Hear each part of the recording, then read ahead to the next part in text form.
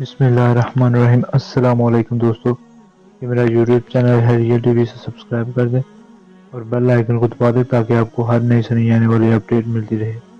آج کی اس ویڈیو میں آپ کو ایک دردناک اور سبق آموز واقعہ بتاؤں گا۔ کسی زمانے میں ایک بہت بڑا رئیس اپنی بیگم کے ساتھ دستر خواں پر بیٹھا ہوا تھا۔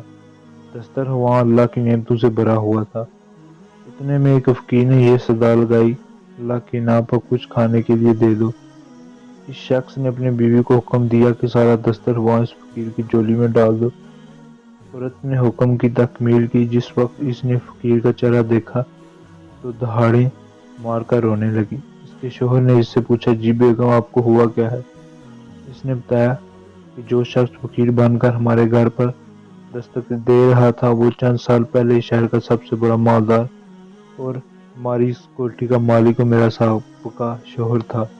چند سال پہلے کی بات ہے کہ ہم دونوں دسترخواں پر ایسے ہی بیٹھ کر کھانا کھا رہے تھے جیسا کہ آج کھا رہے ہیں۔ اتنے میں ایک فقیر نے صدا لگائی کہ میں 2 دن سے بھوکا ہوں، مجھے کچھ کھانے کو دے دو۔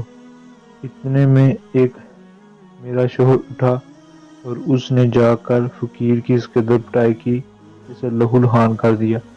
نہ جانے اس فقیر نے کیا بددعا دی کہ اس کے حالات گردگو ہو گئے، کاروبار ٹھپ ہو گیا، وہ شخص فقیر بن گیا۔ اس نے مجھے طلاق دے دی۔ اس کے چند سال گزرنے کے بعد میں آپ کی زواجیت میں آگئی۔ شوہر بیوی کی یہ بات سن کر کہنے لگا، بیگم، کیا میں آپ کو اس سے زیادہ تعجب خیز بات نہ بتاؤں؟ اس نے کہا، ضرور بتائیں۔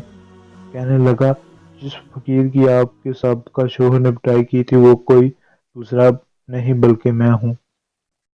گردش زمانے کا ایک عجیب نظارہ یہ تھا کہ اللہ تعالیٰ نے اس بدمست مالدار کی ہر چیز مال کوٹھی حتیٰ کہ بیوی بھی چھین کر اس شخص کو دے دی جو فقیر بن کر اس کے گھر پر آیا تھا، اور چند سال بعد پھر اللہ تعالیٰ اس شخص کو فقیر بنا کر اس در پر لے آیا تھا۔ اگر آپ کو یہ ویڈیو پسند آئی ہو تو اس ویڈیو کو لائک کر دیں اور میرے چینل کو سبسکرائب کر دیں تاکہ آپ کو ہر نئی سے نئی آنے والی اپڈیٹ ملتی رہے۔